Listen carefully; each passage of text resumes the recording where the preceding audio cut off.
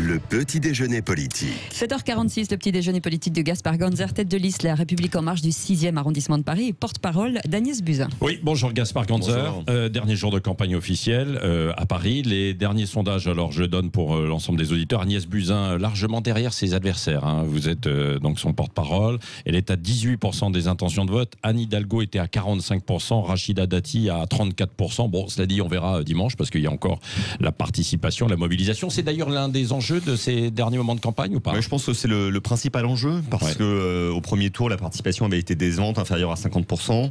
Là, on sent que c'est avec cette très longue campagne, un certain nombre de personnes ont pu s'éloigner. Mais j'ai senti au cours des derniers jours, sur le terrain, dans le 6e arrondissement et partout à Paris, une volonté quand même de peser dans ce scrutin électoral. Et en plus, visiblement, il ne va pas faire trop beau. Peut-être que les Parisiens resteront chez eux. Et puis, il y a moins le danger quand même de la crise sanitaire parce que les conditions étaient complètement dantesques pour le premier tour. Je pense qu'il faut rendre hommage à tous ceux qui ont participé à l'organisation du premier tour parce qu'il y avait quand même beaucoup de stress. Là, aujourd'hui, je pense que tout le monde a pris l'habitude de se laver les mains, de porter un masque quand c'est nécessaire. Donc je pense qu'il n'y aura pas ce stress. Est-ce qu'il y a trop de vélos dans Paris et c'est le bazar? C'est ce que laisse entendre votre candidate Agnès Buzyn. Il n'y a pas trop de vélos dans Paris. Je pense qu'il faut du vélo à Paris, donc il n'y en a peut-être même pas assez de vélos. En revanche, il y a du bazar dans l'espace public. C'est-à-dire que du jour au lendemain, on change l'organisation de la chaussée. Agnès Buzyn a cité hier la mise en place d'un nouvel couloir de vélo devant l'hôpital Necker dans le 15e qui complexifiait l'accès à l'hôpital pour les ambulances. C'est un exemple parmi d'autres, mais on pourrait citer les trottoirs défoncés, les changements de sens de circulation pour les voitures dans certaines rues, les bus qui peuvent plus passer parce qu'il y a des trous dans la chaussée. Oui, mais il y a deux façons de voir les choses, Gaspard Ganzer. Soit on se dit, Anne Hidalgo, elle est très réactive, soit il y a une forme de déni de démocratie, de proximité, parce qu'il n'y a pas de consultation des commerçants, des riverains, etc. Avec le déploiement, du jour au lendemain, il y a des pistes cyclables qui débarquent. On est tous favorables au développement du vélo. Moi, le premier, j'en fais régulièrement avec mes enfants, souvent le week-end. Mais en revanche, mais c'est ça, mais la semaine pour travailler, là, c'est parfois plus compliqué. Et notamment, c'est plus compliqué pour les personnes à mobilité réduite, aux personnes âgées, les grandes familles. Donc, il faut développer le vélo, oui, mais avec davantage de concertation avec les villes du Grand Paris, parce que Paris n'est pas une île au milieu du Grand Paris, il y a une connexion. Et deuxièmement aussi, avec les maires d'arrondissement.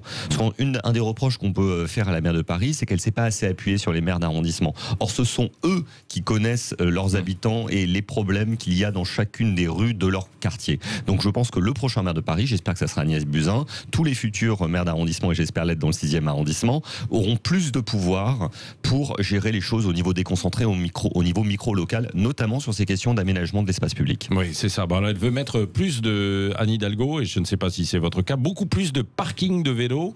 Ça veut dire qu'il n'y aura plus de place pour les voitures. Alors déjà, vous savez, il y a un vrai problème, c'est que quand on a un vélo à Paris, si on le stationne dans l'espace public, on est quasiment certain de se le faire voler, parce qu'il y a un problème de délinquance à Paris. Donc le problème de la délinquance, il se gère d'abord avec davantage de police, une police municipale, et puis d'autre part, il faut des abris sécurisés. Aujourd'hui, on peut certainement gagner un peu de place dans l'espace public sur des places de parking, parce qu'il y a quand même moins de voitures à Paris, il faut le reconnaître, et c'est une bonne chose à long terme, même si certaines personnes doivent pouvoir se déplacer en véhicule électrique. Mais oui, il faut plus d'abris sécurisés pour les vélos à Paris. Oui, Gaspard Ganzer, vous êtes de sensibilité de gauche, non? Oui, je viens de la gauche, clairement. Pourquoi vous voulez battre alors Anne Hidalgo? Parce que je pense qu'elle n'a pas un bon bilan de maire de Paris, justement, dans la question de la gestion de l'espace public. Les familles ont de plus en plus de mal à vivre dans cette ville, et elle a souvent fait une écologie de façade. Et puis je crois que l'alternance, le changement, c'est très sain d'un point de vue démocratique. C'est bien de temps en temps de changer les équipes. Anne Hidalgo, elle a été première adjointe de 2001 à 2014, et maintenant les maires de 2014 à 2020, son équipe sont là depuis très très longtemps. Il y a des gens qui sont là depuis 25 ans. Regardez par exemple dans le 6e, c'est pas la majorité d'Hidalgo. Jean-Pierre Lecoq, il est élu conseiller de Paris depuis 1983. J'avais 4 ans à cette époque-là, et il est maire du 6e arrondissement depuis 1994. Ça fait 26 ans. Je pense que même quand on a fait du bon boulot, on peut faire un peu de changement. Oui, bon.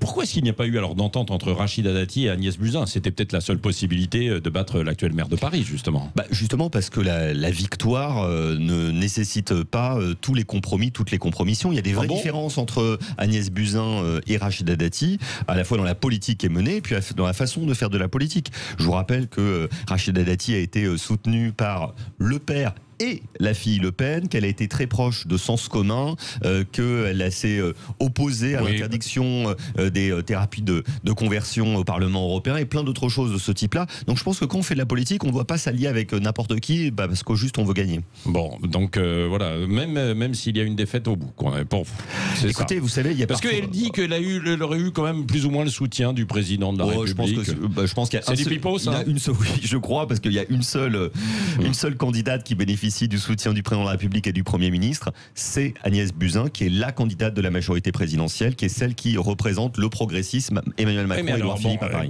Comme votre candidate est quand même assez distancée dans les sondages, je ne sais pas ce qui se passera dimanche, mais le vote utile, c'est Buzyn ou c'est plutôt Dati, alors pour battre Hidalgo? Alors le vote utile, c'est Buzyn pour deux raisons. Tout d'abord parce que c'est une élection d'arrondissement. Vous savez, il y a 17 élections dans les 17 secteurs de Paris. Et dans la moitié de ces arrondissements, La République En Marche et Agnès Buzyn sont arrivés soit en tête, soit en deuxième position. Donc c'est eux qui sont en position pour passer. Et puis dans les grands arrondissements à deux chiffres, le 18e, par exemple le 17e, c'est les listes d'Agnès Buzyn. Il y a Pierre-Yves Bournazel, par exemple, dans le 18e arrondissement, Agnès Buzyn elle-même dans le 17e, Anna Seba dans le 16e, qui peuvent provoquer du changement et pas toujours avoir les mêmes gens qui sont là depuis de très nombreuses années. Bon, donc vous y croyez encore? Oui, on y croit toujours, même s'il y a des favoris, même si les pronostics disent autre chose. Vous savez, quand on fait de la politique, il faut de la passion et de l'énergie, on se bat jusqu'au bout quoi qu'il arrive. Et moi, je vais vous dire que je vais essayer de gagner dans le 6e arrondissement et de battre Jean-Pierre Lecoq, qui est là depuis 26 ans. Oui, Gaspard Ganzer, un mot de justice. Là. Le parquet national financier a été créé lorsque vous étiez à l'Élysée, enfin à cette époque-là, aux côtés de François Hollande. Non, mais c'est vrai. À cette époque-là. Sa crédibilité est-elle remise en cause aujourd'hui avec ce qu'on apprend sur l'affaire Kohler d'un côté, et puis là sur Nicolas Sarkozy également, l'investigation secrète d'avocats. Est-ce que vous avez le sentiment que le parquet, justement, ce parquet est trop lié au pouvoir? Alors, en France, de façon générale, le parquet est lié au pouvoir. On a supprimé il y a quelques années les instructions individuelles sur les dossiers, ça c'est tant mieux, mais il y a encore une politique pénale. Mais au-delà de la situation générale et peut-être l'évolution de la magistrature qui pourrait intervenir au cours des prochaines années, c'est un serpent de mer. À plusieurs reprises, on a essayé de faire évoluer les choses et à mon avis, c'est nécessaire pour renforcer l'indépendance des magistrats, qu'ils soient les magistrats du siège ou du parquet. Dans le cas d'espèce, c'est vrai que les éléments qu'on entend sont troublants, mais moi je connais pas le détail du dossier. Comme ça, quand on me dit qu'on a écouté des avocats, je suis pas fan. Alors, écoutez des avocats, évidemment, pour connaître la taupe dans l'affaire de Paul Bismuth de Nicolas Sarkozy. Pendant 5 ans, des grands avocats. De l'extérieur, comme citoyen. Vous êtes choqué? De l'extérieur, comme citoyen, je suis surpris et j'aimerais comprendre pourquoi. J'espère, c'est visiblement pour les besoins. On le sait. Pour les besoins de l'enquête et la manifestation de la vérité. Mais vous savez, il y a aussi des procédures qui permettent de vérifier que la procédure a été respectée. Et s'il y a eu des irrégularités, il y aura des possibilités d'appel et de contestation. Et les justiciables pourront faire entendre leurs droits. Oui, déjeuner aujourd'hui entre Emmanuel Macron et François Hollande. Et pourtant, ils ne s'aiment pas, Gaspard Ganzer, vous les connaissez bien tous les deux. Est-ce qu'ils peuvent se réconcilier autour d'un bon plat? L'un et l'autre aiment bien manger. Donc, ils aiment bien la bonne nourriture française. Et j'espère... Non, mais ils ne se parlent plus. Ils ne s'aiment pas.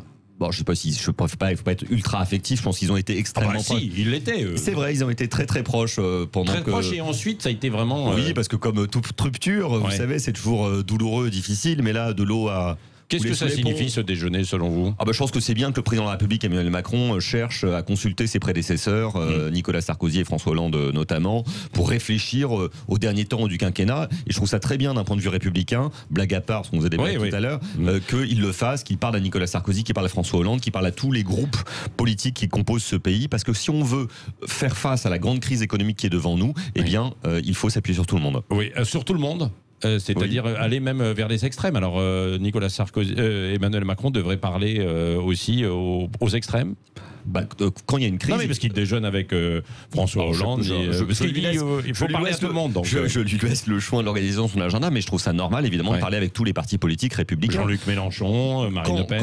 Je vous prends un exemple. Quand François Hollande a dû faire face avec Manuel Valls aux attentats, bien évidemment, il a reçu Marine Le Pen et Jean-Luc Mélenchon. C'est normal. Il faut discuter avec tous les partis politiques. C'est pas pour autant qu'après on gouverne avec eux, c'est autre chose. On peut les écouter. Gaspard Ganzer, la préparation du remaniement, vous, le spécialiste de la communication aussi, il doit intervenir la semaine prochaine, dès la semaine prochaine, sur remaniement ou pas? Je pense qu'il y a une séquence politique qui va se clore avec les municipales. Il y en a une autre qui s'ouvre maintenant. Moi, je crois que les remaniements, s'ils doivent avoir lieu, ils doivent toujours avoir lieu rapidement, parce que ce suspense digne des séries sur Netflix, franchement, il est parfois un peu lassant. Si le président de la République veut remanier son équipe pour y apporter... Il doit, selon vous, ou pas? Je pense qu'au bout de 3 ans, on peut toujours vouloir améliorer son équipe. Il y a des gens qui sont fatigués, des gens qui ont montré leurs limites. Il faut mettre du nouveau souffle, du nouveau sang et une nouvelle énergie pour jouer les 2 dernières années qui vont être décisives, à la fois parce qu'il y a une relance économique à réussir, mais il faut aussi répondre à la crise démocratique et préparer la présidentielle. Changer de Premier ministre? Ça, c'est vraiment le choix du président de la République. Bien sûr. Moi, à titre personnel, j'ai beaucoup d'admiration et même d'affection pour Édouard Philippe, que je connais depuis très nombreuses années, qui me soutient dans le cadre de la municipale. Il a bien fait le job face à la crise que nous avons connue. Après, il appartient au président de la République de choisir si c'est lui qui correspond au dernier temps du quinquennat. S'il veut avoir un destin présidentiel, comme le disent en fait certains, vous avez connu ça avec Manuel Valls, qui avait voulu finalement Matignon et puis qui s'est pris les pieds dans le tapis par la suite. Vous savez, on parle de l'enfer de Matignon parce que on bosse H24, c'est très difficile. Mais moi, je crois que quand on est qu'on est à la tête du gouvernement de la France, c'est un honneur incroyable et qu'on ne doit jamais quitter son poste. Coup de barre à gauche ou coup de barre à droite? Je pense qu'il faut faire un coup de barre pour le pays. Il faut arrêter de se poser la question plus à gauche, plus à droite. Moi, je viens de la gauche, comme je vous l'ai dit, mais je crois que le pays a besoin de rassemblement et qu'il faut au contraire retrouver l'esprit de la campagne présidentielle d'Emmanuel Macron, c'est-à-dire un mouvement central capable de fédérer des gens qui viennent de la gauche et des gens qui viennent de la droite. Gaspard Ganzer, le mot de la fin avec Cécile Ménibus. Oui, vous évoquiez tout à l'heure les mobilités à Paris, manifestation des VTC aujourd'hui pour l'interdiction, contre l'interdiction justement d'emprunter la rue de Rivoli. Ils se sentent stigmatisés. Est-ce que Anne Hidalgo a raison de privilégier les taxis face aux VTC? Enfin, je pense qu'on a les taxis parisiens, vous savez, sont clés depuis toujours, mais je pense pas qu'il faille les monter les uns contre les autres. C'est le cas aujourd'hui. Oui, mais je pense que justement c'est dommage. Il faut pas construire des politiques de mobilité en opposant les modes de transport ou au contraire les mêmes modes de transport, VTC contre taxi, vélo contre voiture, piéton contre bus. Je pense qu'il faut réussir à rassembler tout le monde. C'est justement ce qu'on peut reprocher à Anne Hidalgo, c'est qu'elle a monté, on va dire, en tension les différents modes de transport les uns vis-à-vis des autres. Donc vous soutenez les VTC aujourd'hui?